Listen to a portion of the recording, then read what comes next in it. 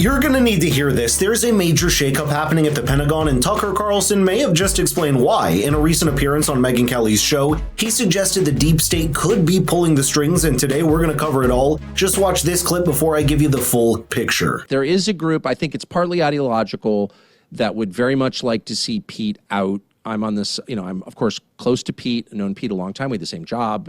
I know you are as well. And so I'm strongly for Pete. But I do think that a lot of the drama at the staff level in the Pentagon, some of it's just a product of the fact the Pentagon is a snake pit, very complicated place to work. I said to Pete recently, I was like, there's no way I couldn't run that place for one day. I mean, I'm in awe of anyone who can run the Pentagon. So I think that's part of it. But there's also an ideological motive here. And Pete is sensible. He's rooted in the experience of the troops. He is, of course, loyal to the president. He understands the president's vision. And it would be a lot easier, I think, to have a crazed neoconservative senator run the Pentagon if you wanted a war with Iran. I do think that's part of it. Okay, there is a lot to unpack here. Ever since President Trump nominated Pete Hegseth for Secretary of Defense, there have been relentless campaigns against him. Media hit pieces, political attacks, and coordinated efforts to discredit him started almost immediately. On top of that, the leak of signal messages didn't help his case and added more fuel to the fire. Then came the firing of 3 Pentagon officials, adding even more drama to an already very tense situation. But what's really behind all of this? As Tucker mentioned, the Pentagon is a complex place to work at. You have the military-industrial complex, the generals, the bureaucrats, all of whom have a serious stake in how things are run. They don't want someone they can't control, especially someone like Pete, who doesn't come from the usual establishment pipeline. For them, Hegseth is an outsider, and that makes him a threat to the status quo. Plus, he's aligned with a president who wants to cut deals with other countries that favor diplomacy over war and reduced wasteful spending. That doesn't sit well with defense contractors and career bureaucrats who profit off of endless conflict. I'm completely convinced, and I think the evidence proves, that Dan Caldwell did not leak classified information to NBC News. That's a lie. I was told that by somebody who I trust, by the way, who I think was telling me the truth. He believed it also, but that was out there. Everyone heard that. He photocopied information or took a picture on his phone, texted it to this reporter at NBC, broke federal law. That's a crime to do that. Undermined the president, et cetera, et cetera. Well, that's not true. He didn't do that. And moreover, not only did he not do that, there's no evidence that he did it because they never took his phone and they never polygraphed him. So the whole thing was one of those classic Washington, I think of it as like getting attacked by a swarm of bees. Like you're just going along, you're walking through the woods, and all of a sudden you step on a hive and they're just flying up your shorts. They're on you. You can't think straight. All you know is pain. And that's how they get people. Like this stuff will appear out of nowhere. All of a sudden you'll just hear so-and-so's bad. He did something really wrong. I don't know all the details, but he's done.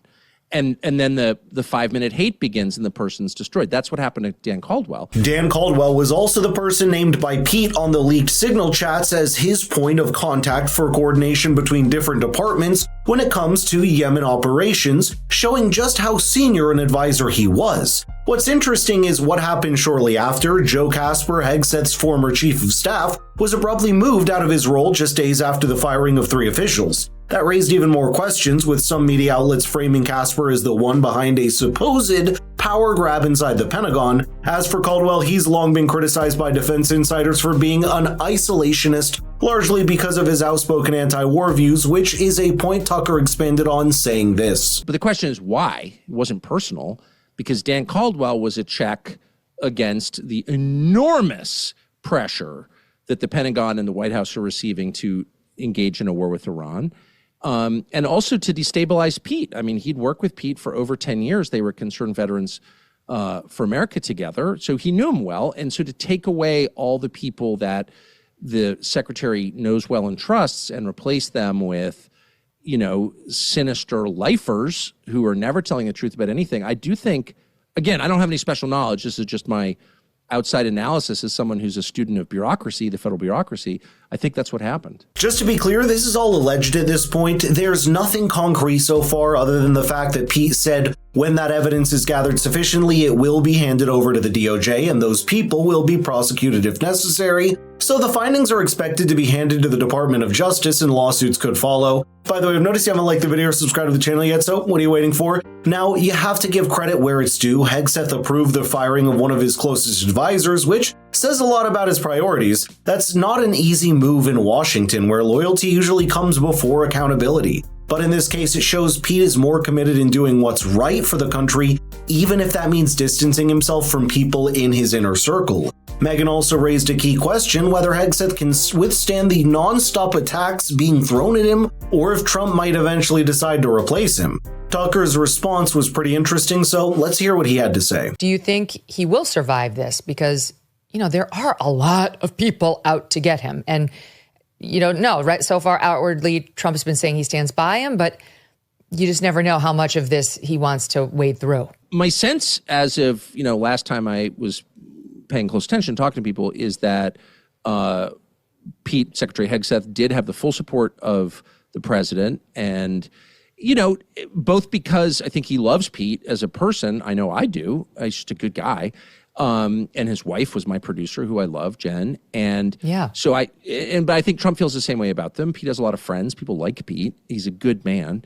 But also because I don't think you want to lose a key cabinet secretary 100 days in. I don't think that's a good precedent at all. And for what? And for what? It's like, what? That's exactly for right. what? Exactly. Just 2 years ago, there were major leaks from the Pentagon that exposed the state of Ukraine's armed forces and even revealed the U.S. was spying on its allies, yet there were no media campaigns to remove Secretary Austin. No nonstop outrage, no breathless coverage. Fast forward to today, and it's the exact opposite, and the MSM is in full attack mode. Suddenly, every rumor is a scandal, and they're even going as far as manufacturing stories, like the New York Times with Signalgate 2.0. I think it's clear what's going on here. They're trying to build pressure with the ultimate goal of pushing the narrative hard enough so the president feels forced to replace Hegseth. But I don't think that's happening anytime soon, and Pete described the situation best in an interview with Fox News. They've come after me from day one, just like they've come after President Trump. I mean, I've gotten a fraction of what President Trump got in that first term. What he's endured is superhuman. It's not hard for me to do this job. I know exactly why I'm here. To bring warfighting and the warfighting ethos back to the Pentagon, to rip out the insidious ideologies and not compromise and not back down. To bring in new press voices into the Pentagon, which we've done, to reestablish standards and accountability, to not tolerate leakers, to 100% operational control of our border. See, here's the thing. A lot of people come to Washington and they just play the game. And it's you punch their ticket and get along to go along. And, start doing Meet the Press and going to the Council on Foreign Relations and spending time with all the new cocktail sipping crowd. That's not why I'm here.